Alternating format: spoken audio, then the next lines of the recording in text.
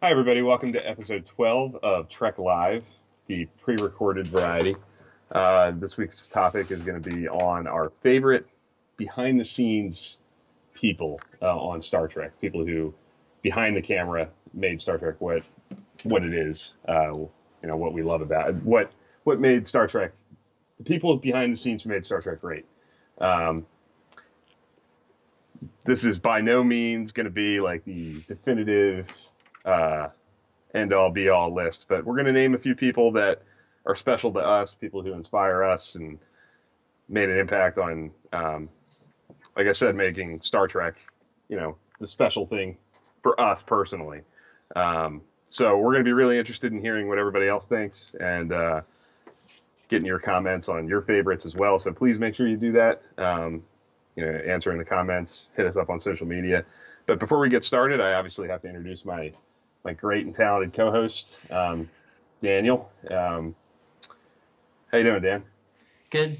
Super excited for this episode because I obviously have experience, behind the scenes and filmmaking like that, stuff like that. So Yep. I'm super excited to, That's your trade. Yeah. yeah, get some, the actors and all those people get the kind of screen time. I figured it's about time we Yeah. talked about the people behind the scenes. Well So overdue. yeah, yep.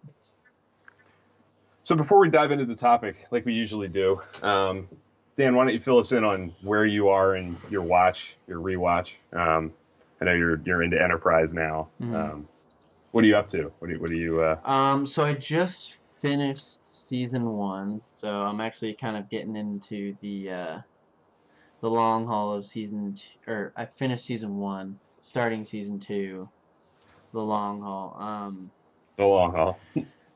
Yeah, I'm gonna be honest, like, and Bill knows this. When I started Enterprise, wasn't too excited because just my first go around wasn't the best. Hmm.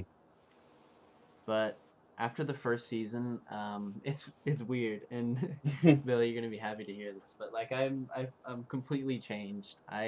Sweet. I actually look forward to watching an episodes like oh I get to watch Enterprise today. So That's what I like to hear. I don't know what happened, but just my whole mantra of the show just kind of changed the second time go around. So I'm I'm excited to.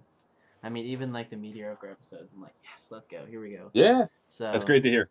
um yeah, as far as like season one, just overall, starts out pretty well actually. I really Hmm. enjoyed it, and then it kind of festers out at the end. But yeah, I just noticed that when I was, you know, these past few weeks just watching episodes, I've been excited, and so Cool. yeah, Who's your favorite character right now?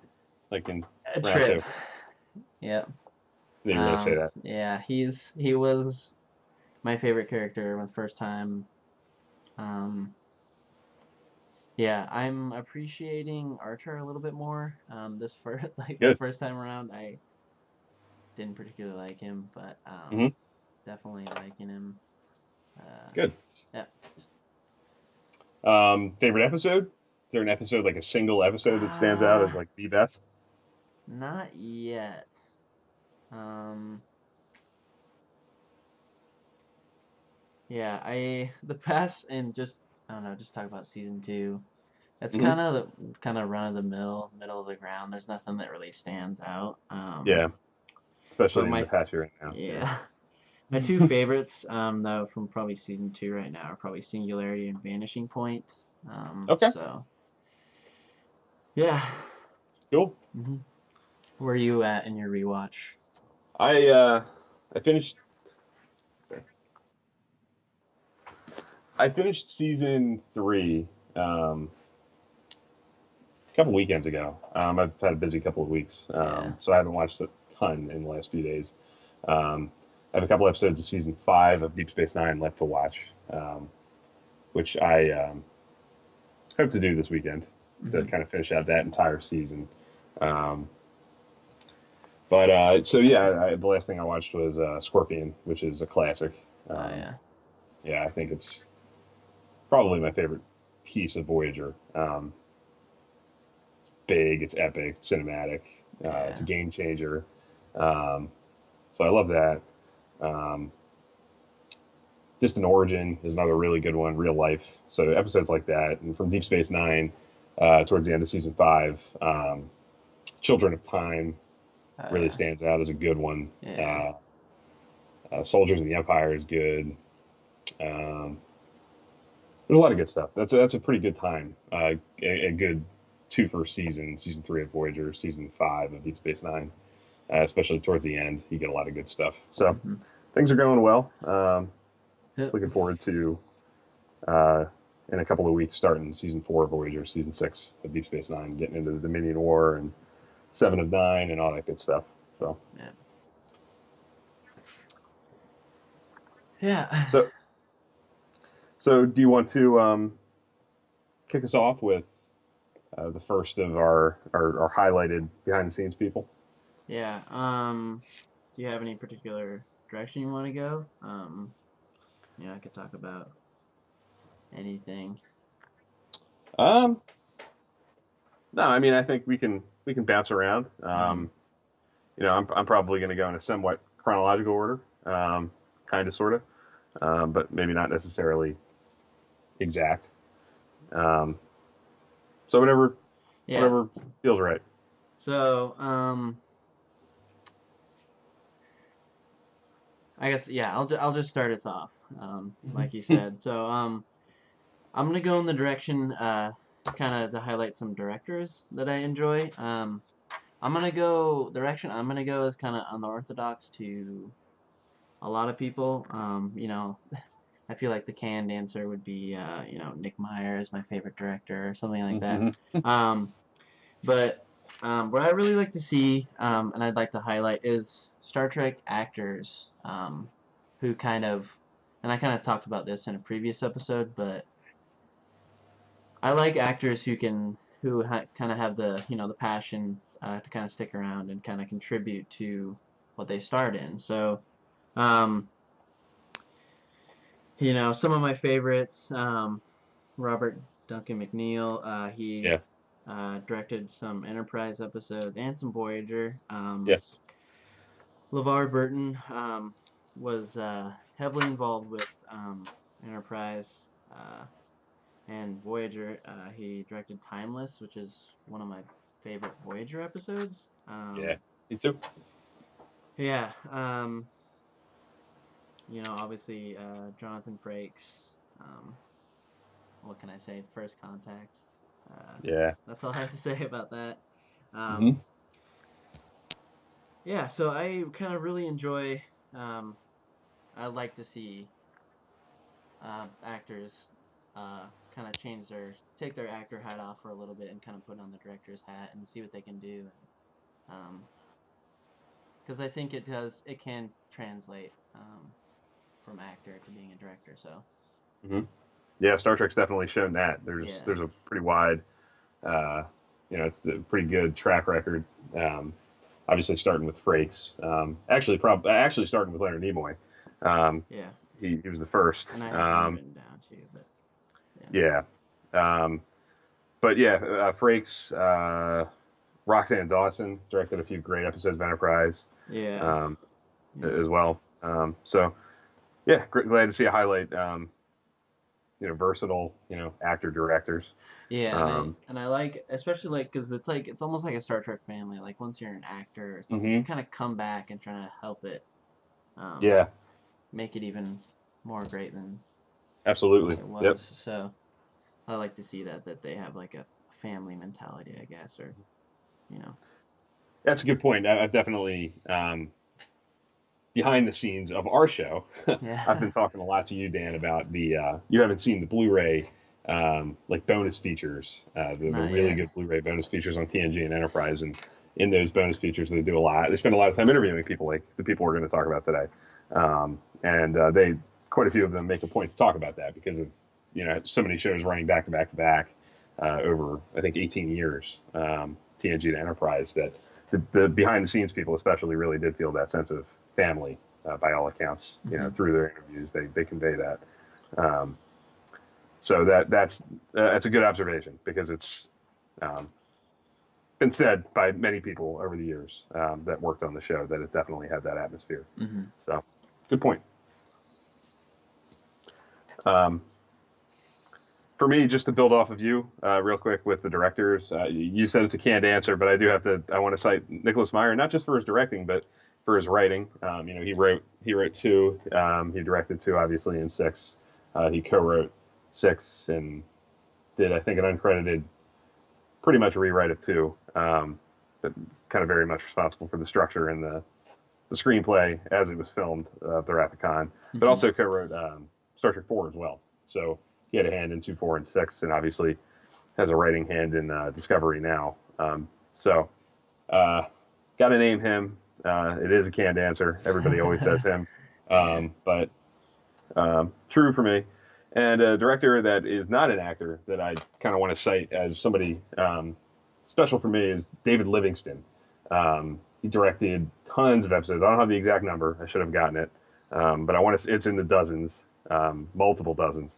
I directed a couple of TNGs, quite a few DS9s, quite a few Voyagers, lots of Enterprises, and the reason I want to cite him is, not only has he directed a lot of like classic episodes like The Visitor and um, um, Scorpion Part One, uh, among others. A lot of his episodes have very distinctive visual flair. He directed Crossover from Deep Space Nine, the first Mirror Universe episode that Hmm. has a really unique look. Yeah. Um, a lot of different camera work than you would typically see in that period of Star Trek. Um, he directed an Enterprise episode that you have coming up in season 3, Impulse, the zombie Vulcan episode, Oh yeah. which, some people could take or leave, but is definitely unique visually for Star Trek. His list of episodes is definitely filled with um, visually dynamic, different looking episodes that I think if you watch long enough and you go back to Trek enough and get a feel for different directors, you can kind of pick his episodes out without even having to look at the credit Hmm. if you get to know him well enough. So he's definitely one for me that I think bears mention. But there are tons of great Star Trek directors who came and went through the years. No shortage, but I think we hit on a good handful. Mostly, you know, we named a couple of actors who did it, and Hmm. Meyer who contributed to the film series, and I think David Livingston's certainly my favorite from the television world of Star Trek. Hmm. Um, what about? Do you have any writers on your list, Dan? Yeah, I have a few writers. To me, writers kind of have more or not kind of equal to the directors, especially in television. Like I feel like Yeah. writers, showrunner, producers, kind of directors are all kind of in the same boat. Mhm. Especially that's kind of a little bit different in the film world, but Yeah. I the first I'll name two. So my first one is Ronald Moore. I He's on my list though. Yeah, he wrote a lot of great episodes. The reason why I kind of put him on my list is because he also has heavy ties to Battlestar Galactica. So I think, Yeah.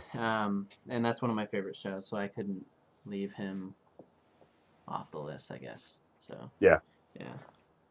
Yeah, I agree. He's great. He's got a lot of great credits in the Trek world, and I too am a huge Battlestar Galactica fan. So um, that certainly bears mention. The other thing I would credit Ronald Moore for is it's pretty well documented that he really helped develop the Klingons that you see in TV Trek, TNG and beyond. Hmm. Um, a lot of the big Klingon episodes that really push that story forward. Sins of the Father, Reunion, Redemption. Um, episodes that center on Worf in DS9 that again push the Klingons along. Soldiers of the Hmm. Empire, um, Sons of Moog, episodes like that are all Ron Moore. If you're thinking of a Klingon episode, it's probably him Hmm. behind it. So he he brought a lot to the table there. He helped develop, Trek's most famous alien species, arguably. Them or the Vulcans, I guess. But Yeah. um, he's certainly responsible for the Klingons as we think of them today. Um, and just beyond that, he's you know he was a perfect fit for Deep Space Nine because he's very character centric. He's really good at writing. His dialogue's always good. His character development's really good, as seen in Galactica. Yeah. So yeah, he's a great one to choose. Mhm. Great one to cite, Yeah. I guess. Yep. Anyone else? I'd Any other like to writers? throw Gene Roddenberry into the mix Oh, of because course. Hmm. I think I don't know, I think people forget, um, which is kind of, I don't know, maybe people don't, but just for me, I just like to highlight Gene Roddenberry. He worked on, creating the show, obviously, but also, so there are other TOS episodes, and so I'd just like to have him on the list as well. Yeah. Well, this list would not be complete if he was not cited. Um, without him, obviously, we don't have any of it. Yeah. And he did. He did. He wrote the Cage. He wrote, which by extension, he also wrote the Menagerie. Um, he was certainly having a hand in just about every script in the first two seasons of TOS. He may not be credited as the writer, but he was certainly involved and approved pretty much everything. So yeah, he's got to be mentioned. So Yeah. good call there. Mhm. Real quick, just the other writers that I have on my list. I have DC Fontana from TOS.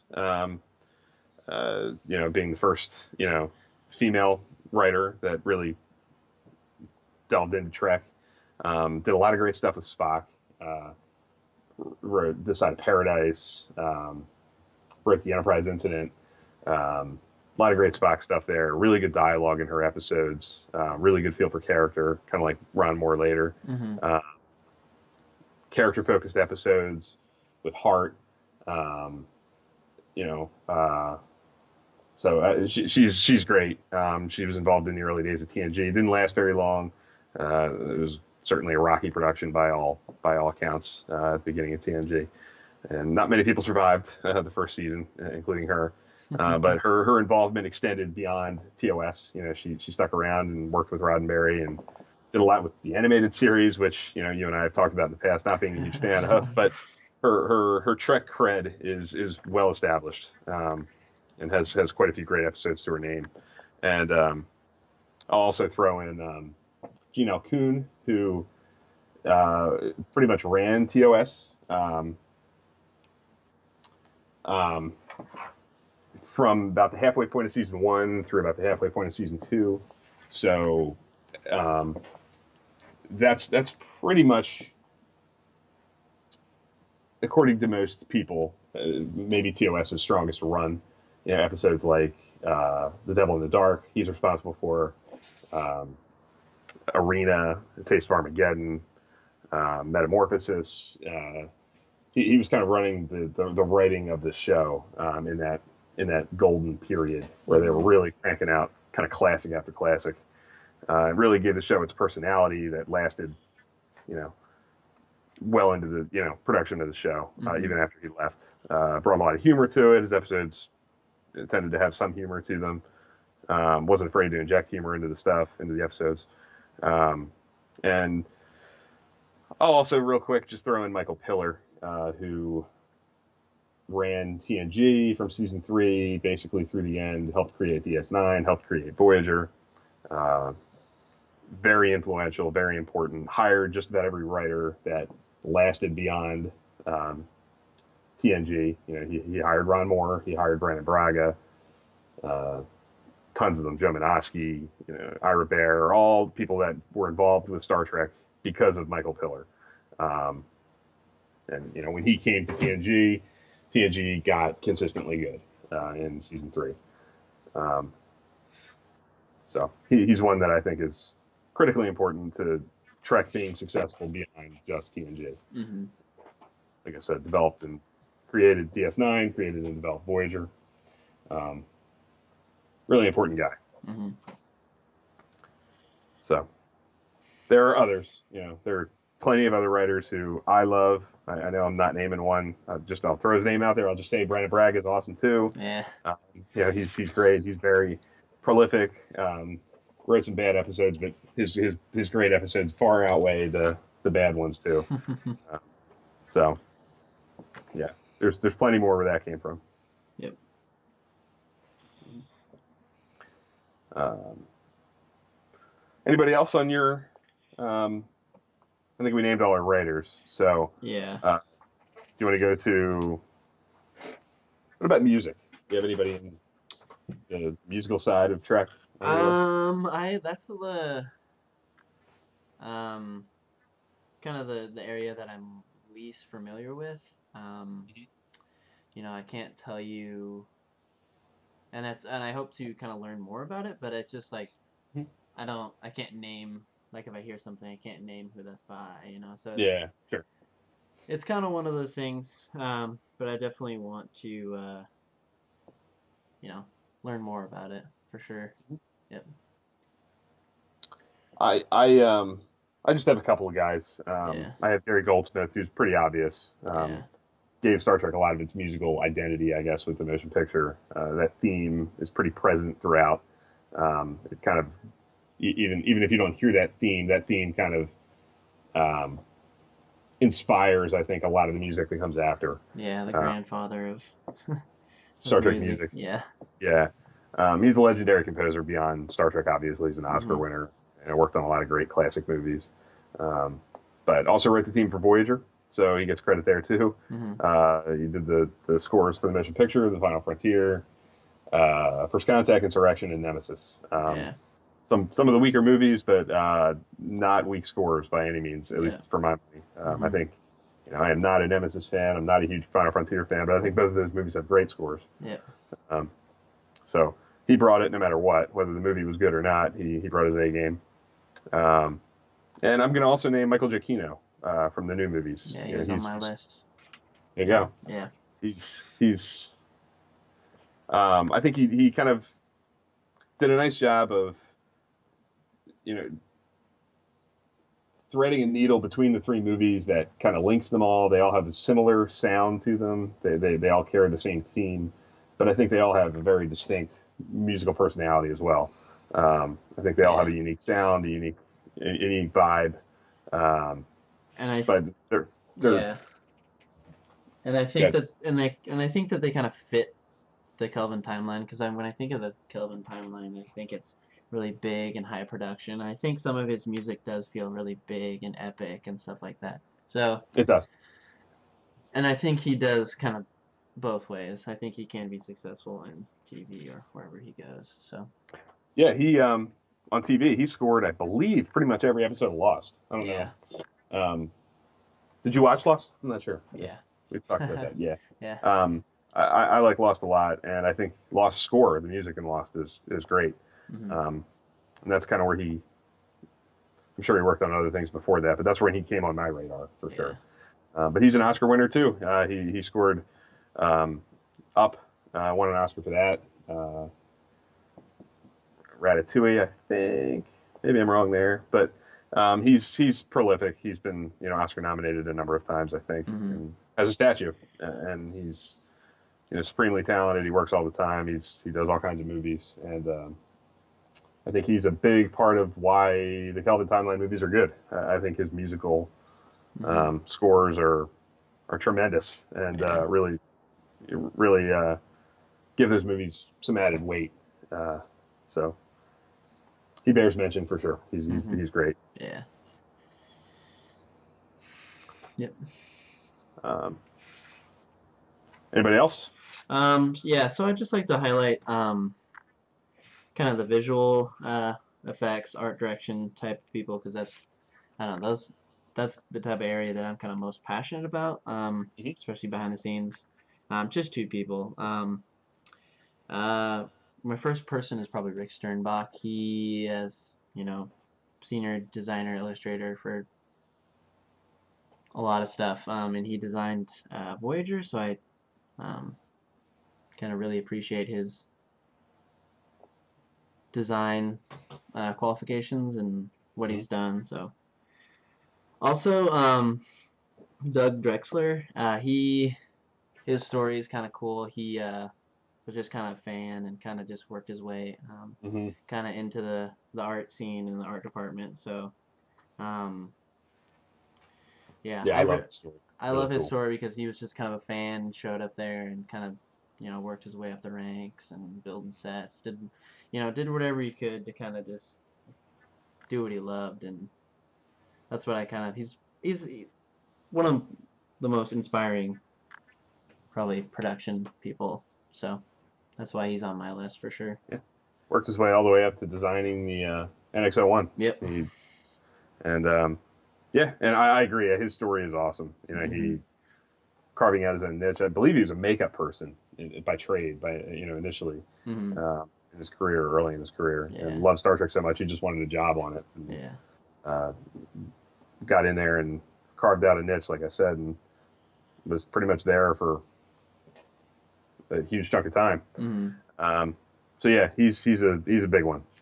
Um, from the art department side of things, for me, uh, I have to.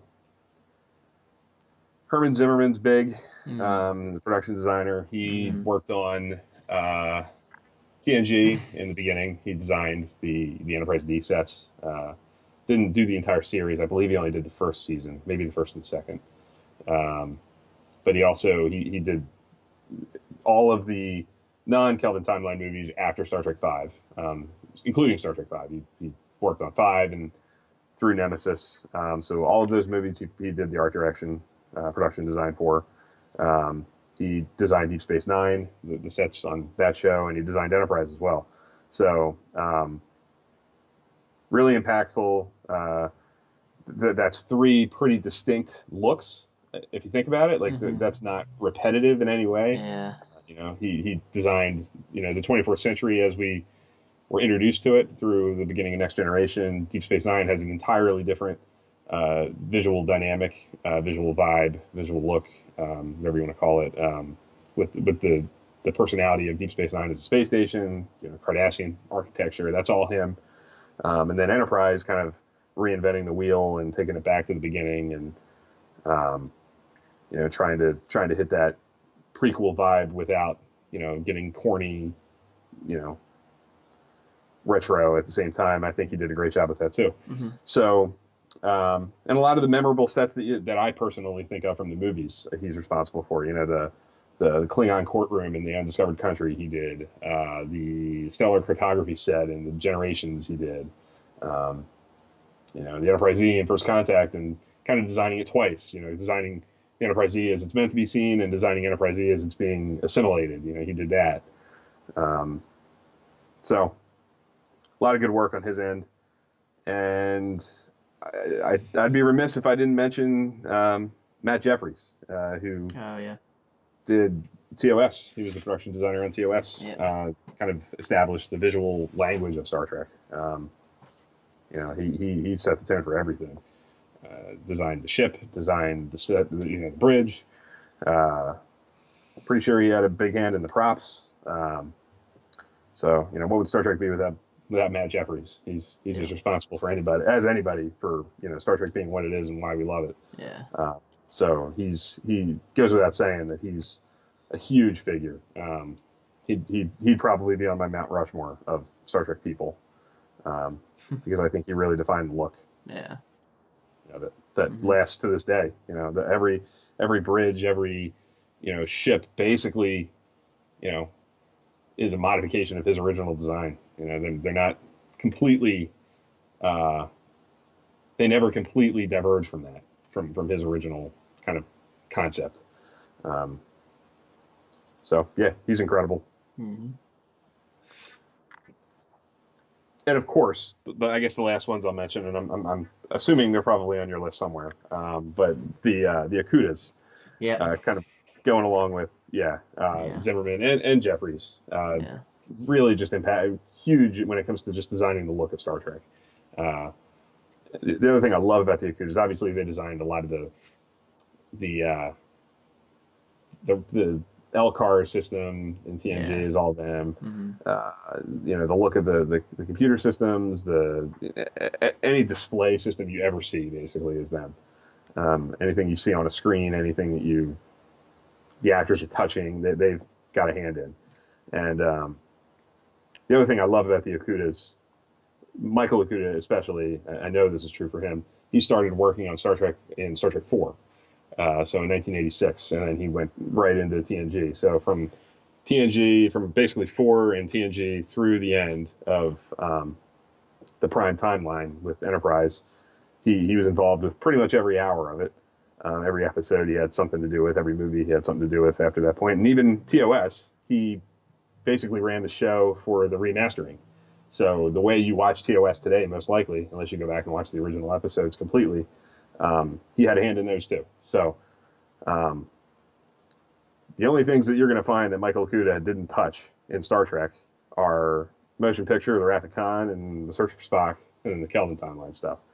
So that's pretty incredible. Of the 700 hours, he's had a hand in just about everything. Yeah. So he's another one that I think goes on Mount Rushmore. Yep. So yeah. Anybody else? Any miscellaneous people that don't necessarily fit in a box, or That's kind of all my people that I your big have. ones? Do you have any Yeah. other? One last one people? that I'll throw in. I guess he could fit into the art department. I don't know. I guess I always think of it as like a separate category. But Michael Westmore, who is the makeup designer on again TNG, DS9, Voyager, Enterprise, and I believe all the movies from the Final Frontier on, and not including the Kelvin timeline. So, any alien that came into play, any character that came into play in those years, Michael Westmore, visually designed. Dax's spots, the Borg, Chakotay's tattoo, Data's look, the Andorians and Enterprise, the 5 species of Xindi, like all the different Dominion species. That's all him. All the different random aliens you see walking around Deep Space Nine. If you really stop and look at those background aliens, that's incredible stuff. Really creative, really distinctive work there. And again, just critically important to establishing the visual language of Star Trek.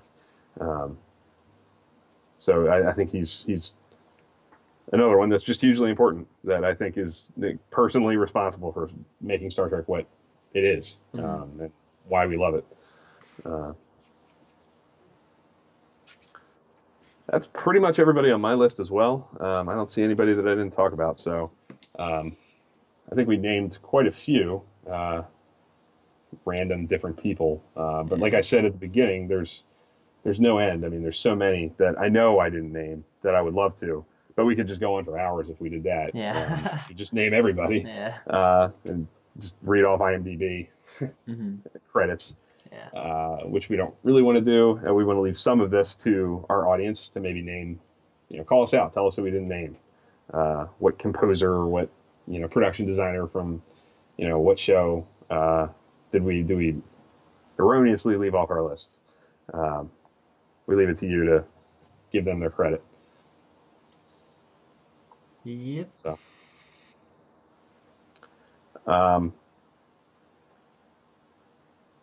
yeah. Do you have anything else you want to throw into this? I don't think so. What are we going to talk about next week? That's a good question. All right, guys, we're back. Sorry for that quick interruption. We just had to have a quick a mission briefing about next week. So next week we are going to talk about not next week. So In a couple days. In a couple days on Saturday. We're gonna be starting pretty early in the morning, and we're gonna talk about the Deep Space Nine documentary, What We Left Behind, and kind of our thoughts on it and what we hope to see. What's being talked about. We're also going to talk about, does every show kind of deserve a documentary? So Yeah, what kind of stuff we'd like to see in those documentaries? yeah, for kind of for each some of show. yeah, Yeah. absolutely. And yeah, I'm looking forward to it. I can't wait to see that, and I'm eagerly looking for news about it whenever it comes out. And Hmm. yeah, I'm looking forward to talking about it and talking about, like you said, the other shows and all the behind the scenes stuff that we kind of want to learn about those shows too. Hmm. Cool. Yeah, so that's been it, guys. We highlighted a bunch of great people.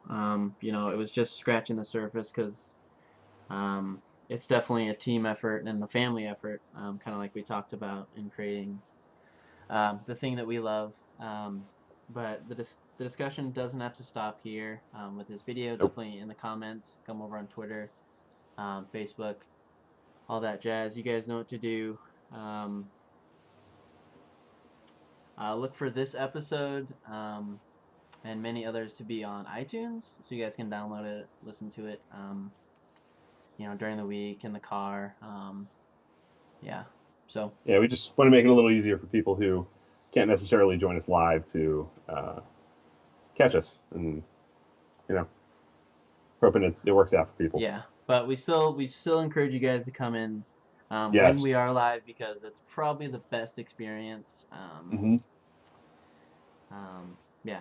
So we hope to see you guys on Saturday. Um, we'll see you guys then. Thanks for tuning in. Absolutely. Yep. See you.